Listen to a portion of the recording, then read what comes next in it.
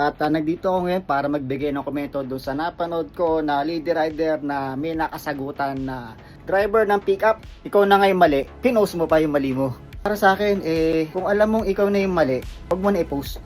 No? Influencer ka. Dapat kung ikaw yung influencer, ang pinopost mo, yung magagandang halimbawa. Hindi yung gusto mo gagayahin ka pa sa mali mong ipinapakita sa mga supporters mo.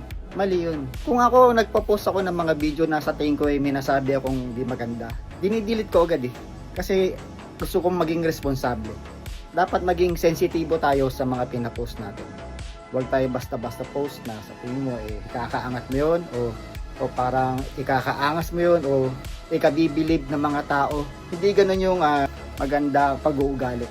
At sa daan naman, maging kalmado tayo, mapagbigay, mapagpatawad, marunong rumispeto sa mga kasabay natin sa kalsada at maging responsable.